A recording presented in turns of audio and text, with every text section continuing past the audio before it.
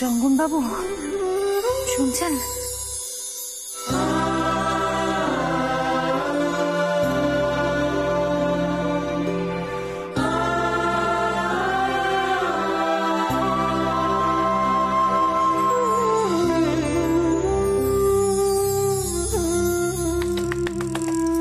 রঙ্গন, ওমা অনেক অনেক বেলা হয়ে গেছে না? হ্যাঁ, আসলে পিলু আর বৌদি দুজনেই ডাকতে চলে এসেছে। আপনি একটুখানি তাড়াতাড়ি উঠে খাটের উপরটা শুয়ে পড়ুন না। মল্লিকা, আই মল্লিকা।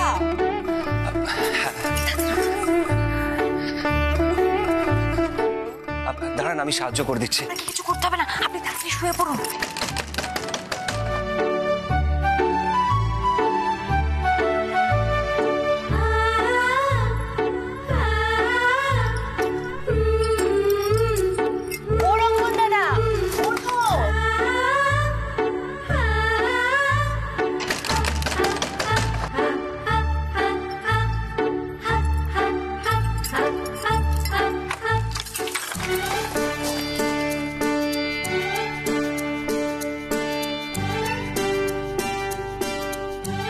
বাবা, রঙ্গন বিয়ে করেছে, তুই এত বেলা অবধি ঘুমোবি সেটা তো আমরা কেউ বুঝতেই পারিনি রে।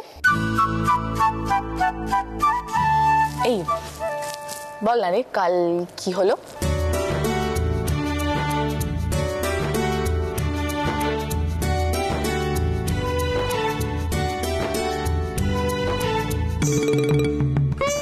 মানে মানেটা কি আছে, মানে কথা টথা আর কি।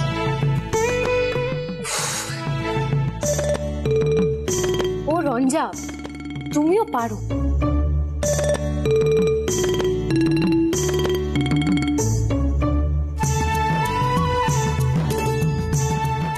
আহারে, বেচারি একেবারে লজ্জায় লাল হয়ে গেছে।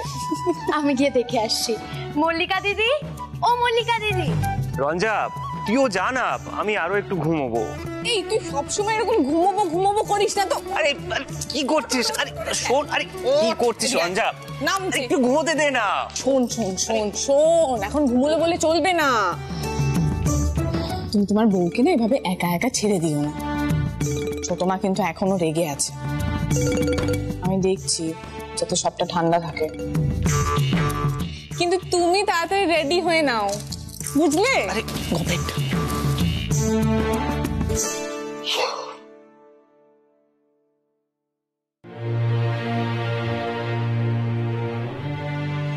আমাকে একটু সময় দিন। আমি আপনাকে ঠকাতে চাই না, কিন্তু কিন্তু এর মধ্যে আমি আমি আমি সমস্ত কর্তব্য পালন করব। আপনি সময় নিন, আমি আপনার জন্য অপেক্ষা করব। আমি কথা দিচ্ছি, আমি কোনোদিনও জোর করে আমার অধিকার চাইব না।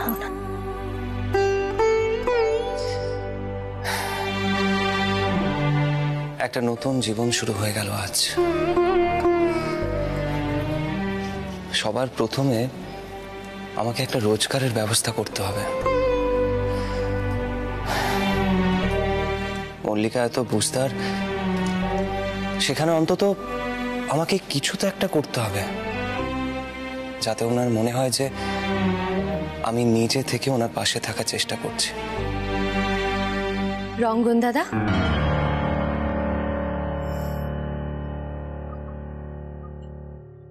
এই নাও তোমার চা।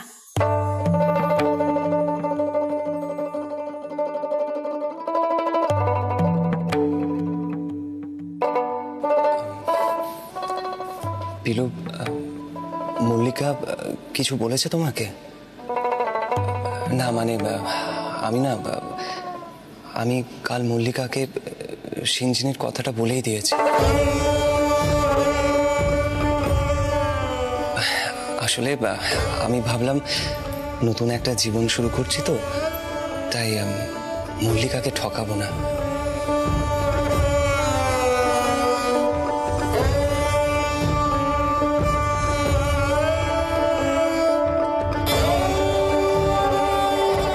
বুঝতেই তো পারছো আমার এসবের সঙ্গে মানিয়ে নিতে একটু সময় লাগবে। পিলু, আমি কিছু ভুল করিনি তো? না মানে মল্লিকা মুখে বললো সাপোর্ট করেছে, বাট দুঃখ টুক্ষ পাইনি তো? না রঙ্গন দাদা, ওস্তাদজিও নিশ্চয়ই এরকমই কিছু করত। এতে মেয়েদের বিশ্বাস বাড়ে বড়দের ওপর। নাও এবার চাটা খেয়ে নাও। আর তুমি দেখো মল্লিকা দিদি আস্তে আস্তে সকলের সঙ্গে মানিয়েও নেবে। আচ্ছা শোনো, আমি এবার যাই ওই বাড়িতে। আজ সকলে মিলে বাধাঘাটের শিব মন্দিরে পুজো দিতে যাওয়া হবে। তোমাদের মিলন তো ওখানেই হয়েছিল। আমি তোমাদের মঙ্গলের জন্য পুজো দিয়ে আসবো। না ধর।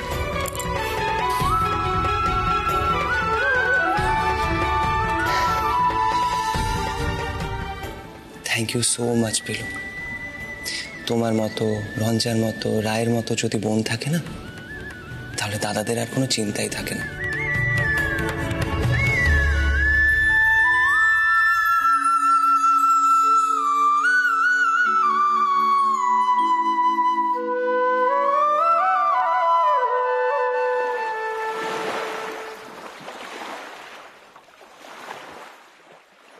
আমি একটা কথা কিছুতেই বুঝতে পারছি না মল্লার, বাবা যা যা বলবেন বৌমাকে কি সব বিষয়ে প্রতিবাদ করতে হবে? কি এমন হলো? দিব্যি তো সুস্থ ছিল, হঠাৎ একেবারে পুজো দিতে যেতে পারছে না বাধাঘাটে। আমি তো বললাম বাবা, বলছে শরীর ভালো না। আর আমি এখন তোমাদের যাওয়ার ব্যবস্থা করবো না এই নিয়ে চেঁচামেচি করবো বলো তো? সত্যি আর পারা যাচ্ছে না, ইদানিং আমার বিরক্ত লাগে। আর কত বলবো বলো তো? তোমাদের গাড়িতে তুলে দেওয়ার ব্যবস্থা করি, তারপর আমি দেখছি। কারুর যদি শরীর ভালো না থাকে তাকে কি জোর করা যায়? অসুস্থ শরীরে কেউ পুজো দিতে যেতে পারে? ছোট বউ, খুব যে বৌমার জন্য একেবারে মুখে কথার ফুলঝুরি ফুটছে। হ্যাঁ, কোথায় তুমি ওই মেয়েকে এই বাড়ির উপযোগী করে তুলবে, তা না করে তুমি ওর মতো বেয়াদবি করতে শুরু করে দিলে। নেহাত কাল বাবা বললেন তাই তোমাকে ঘরে নিয়ে এসেছি, নাহলে তোমার মুখ দর্শন করার ইচ্ছে ছিল না আমার। সমঝে চলো, হ্যাঁ সমঝে চলো একটু। যাকে বাবা পিসি সবাই গাড়িতে উঠে গেছেন, বাকিরা দেরি করো না, তাড়াতাড়ি চলে এসো।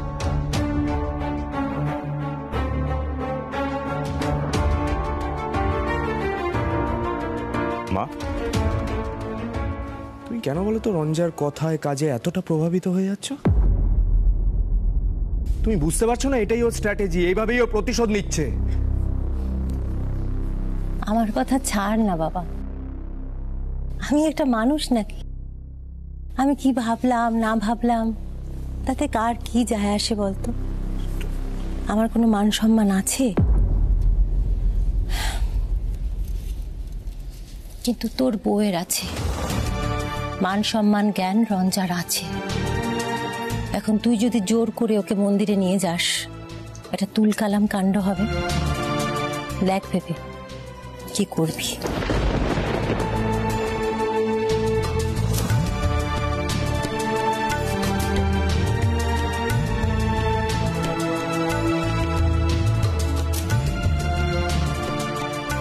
কি হলো মোল্লার? এক্ষুনি তুমি উপরে যাও, রঞ্জাকে টানতে টানতে তুমি নিচে নামিয়ে এনো। যাও। ও হ্যাঁ, তবে তোমাকে একটা কথা মনে করিয়ে দিই, এর আগেও তুমি নিজে গিয়ে রঞ্জাকে টেনে নিয়ে এনে নিচে নামিয়ে আটক করে রেখেছিলে। তারপরে কি হলো? হাজত বাস হয়েছিল তো। না, আমি জাস্ট মনে করে দিলাম। চলো চলো। ওস্তাদজি তুমিও পারো বটে। ঠাকুরপো, যদি আমার কথা মানেন তাহলে রঞ্জাকে এখন একটু একা ছেড়ে দিন। বেশি জোরাজুরি করলে কিন্তু ওর মাথা বিগড়ে যাবে।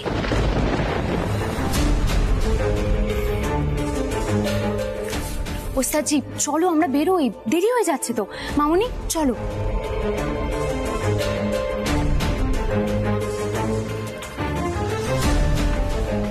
তুমি আমার কথাটা মানবে না আমি জানি মোল্লা, কিন্তু তুমি আর ঠাকুরপো যে চোখে স্ত্রীদের দেখো না, সেগুলো কিন্তু এই যুগে আর চলে না।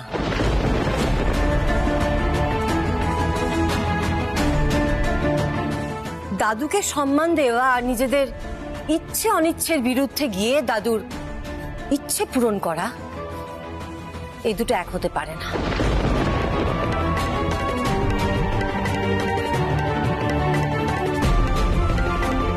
বাবা পুরনো দিনের মানুষ, তার কিছু বিধিনিষেধ আছে, কিন্তু যুগটা তো পাল্টাচ্ছে মল্লার।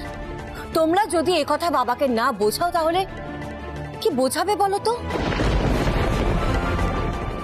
চিঠিমণি, তুমি যখন কথা বলো আমার মনে সব আমার দোষ। রঞ্জার কোনো দোষই দেখো না তুমি।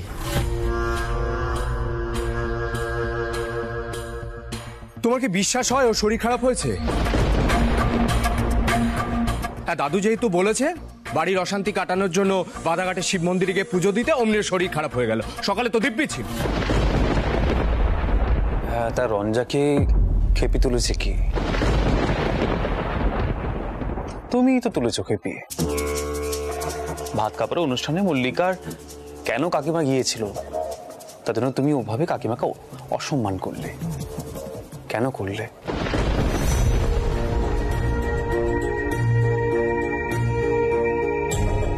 আরে অশান্তি মেটানোর জন্য পণ্ডিতজি কেনই বা পুজো দিচ্ছে? বলার তুমি কোনটাকে অশান্তি বলছো? আমার তো এই পুজো যাওয়ার ইচ্ছে নেই, পিলু জোর করছে তাই যাচ্ছি।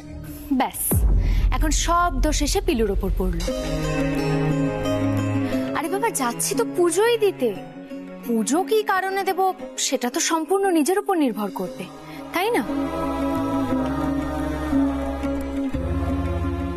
মল্লার বাবু,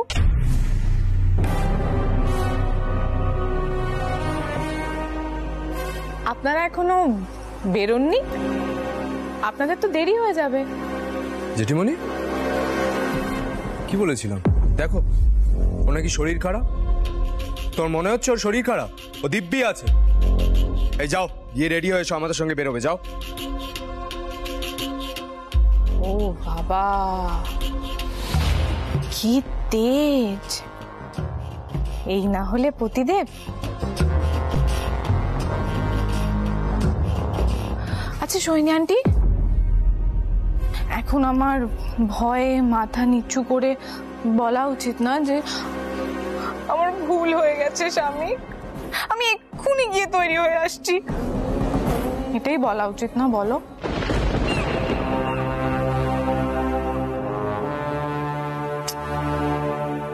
কিন্তু মল্লার বাবুর কি দুর্ভাগ্য ভাবো, রঞ্জা এসব কিছুই বলছে না। উল্টে রঞ্জা বলছে আমার শরীর খারাপ না হলেও আমি যাব না।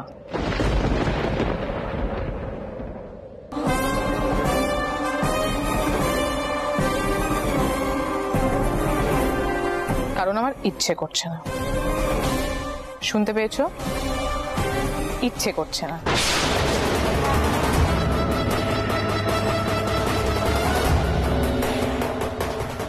আর আমার একটা নিজস্ব ইচ্ছে অনিচ্ছে আছে, আর আমি আমার ইচ্ছে অনিচ্ছের সঙ্গে আপোষ করতে পারবো না। ব্যাস। কি করবে? কিছু বলবে? গায়ে হাত তুলবে?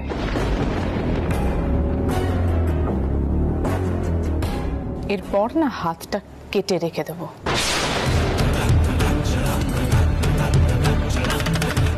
জাস্ট কেটে ফেলবো।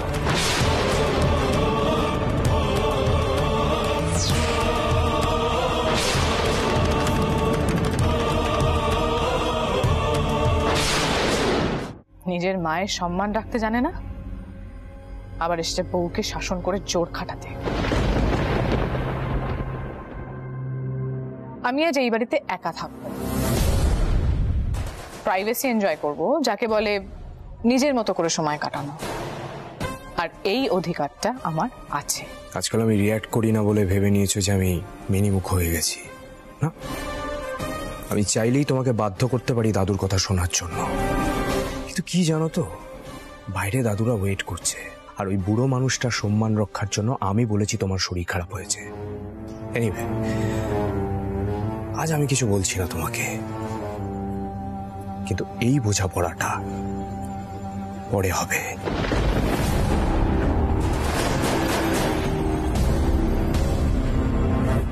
মা, মল্লারের পৌরুষটা তুমি যাচ্ছে না আস্তে আস্তে?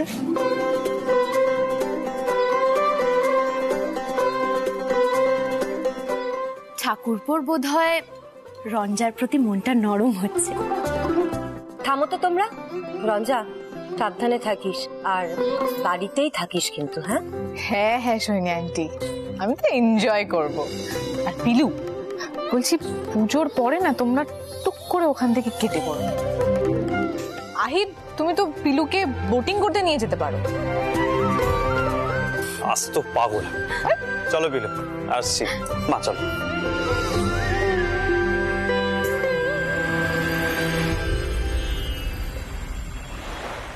হ্যাঁ রাই, আরে আজকে অনেক দিন বাদে এরকম একটা দিন পেয়েছি যেদিন পুরো বাড়িতে আমি একা, আর কেউ নেই। হ্যাঁ, সকালবেলা সবাই পুজো দিতে গেছে, এখন অব্দি কেউ আসেনি। উফ, বাঁচা গেছে বাবা।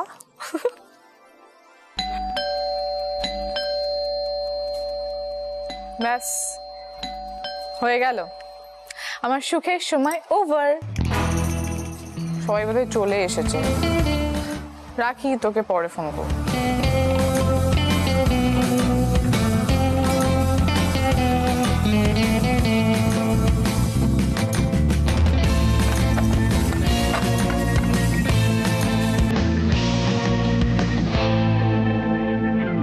কে?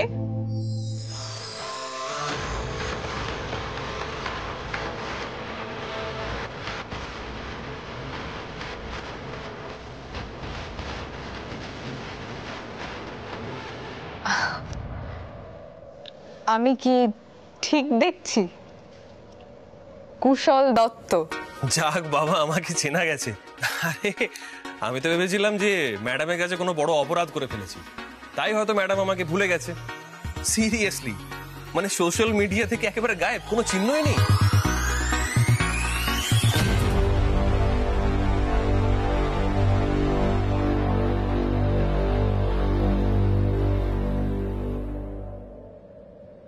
তোমার বিয়ে কবে হলো? আরে তুমি কি বাইরে দাঁড়িয়ে সব কথা বলবে নাকি? ভেতরে এসো আগে, এসো। বাহ, বাড়িটা তো বেশ, এক কথায় অসাধারণ। তা তুমি কি সব কথা দাঁড়িয়ে দাঁড়িয়ে বলবে? আগে বসো। না না, এখন তো বসো বললে চলবে না, একেবারে বিয়ে করে ফেললে, অথচ বন্ধু বান্ধব কেউ কিছু জানলো না। This is not done. আচ্ছা, তুমি কি বাপের বাড়িতে এসেছো নাকি? এই তোমার বিয়ে কোথায় হয়েছে? কলকাতাতেই? হাজবেন্ড কোথায়? হাজবেন্ড কি বাড়িতে? বাপরে বাপরে বাপ, আস্তে, এতগুলো প্রশ্নের উত্তর দিতে হবে? আগে তো তুমি বসো। এত প্রশ্নের উত্তর দিতে গেলে তো ইতিহাস হয়ে যাবে। আগে গিয়ে বসো, যাও।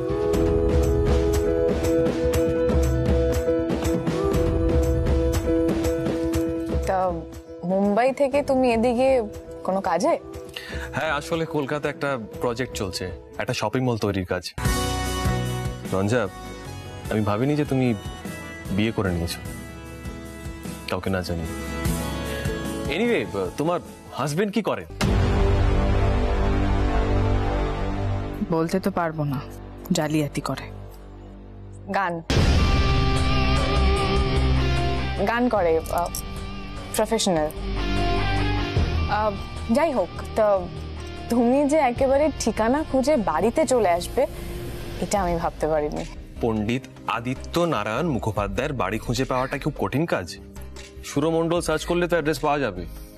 বাই দ্য ওয়ে, পণ্ডিতজি অনেকদিন কনফারেন্সে গান করছেন না, আর অনেকদিন তোমারও কোনো খবর নেই, তাই ভাবলাম একবার দেখা করে আসি তোমার সঙ্গে। এনিওয়ে, তোমার বাড়িটা কিন্তু এক কথায় অসাধারণ।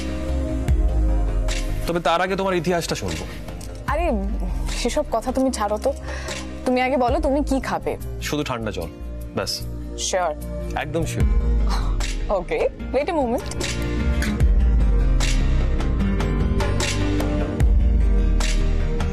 রঞ্জা, রঞ্জার মতো মেয়ে এভাবে বিয়ে করে ফেললো? আর ওর বর কি এমনই বা গান করে যে রঞ্জা তাকে ডাইরেক্ট বিয়ে করে ফেললো? নিশ্চয়ই লাভ ম্যারেজই হবে। জল। থ্যাঙ্কস। নট। তোমাকে দেখে সত্যি খুব ভালো লাগছে কুশল। মনে আছে আমাদের জয়পুরের কনফারেন্সের দিনগুলো কি ভালো কেটেছিল? বাবা গান গাইতে গিয়েছিল, আমি বাবার সঙ্গে গেছিলাম, আহিরও ছিল। We had a great time, right? হ্যাঁ, সেসব তো ঠিক আছে, বাট রঞ্জা তোমাকে এরকম দেখাচ্ছে কেন? মানে তোমার সেই আগের স্পিরিটটা কোথায়?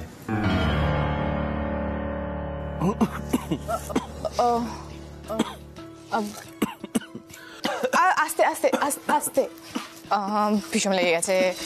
ঠিক আছে ঠিক আছে, easy easy easy easy easy easy easy.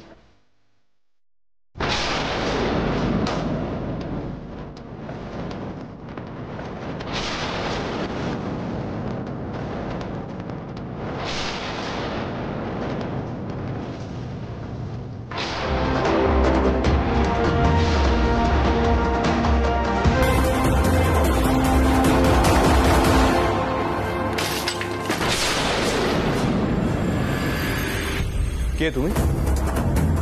এই বাড়িতে ঢোকার সাহস হলো কি করে? রঞ্জার সাথে তোমার কি সম্পর্ক? মল্লার। মল্লার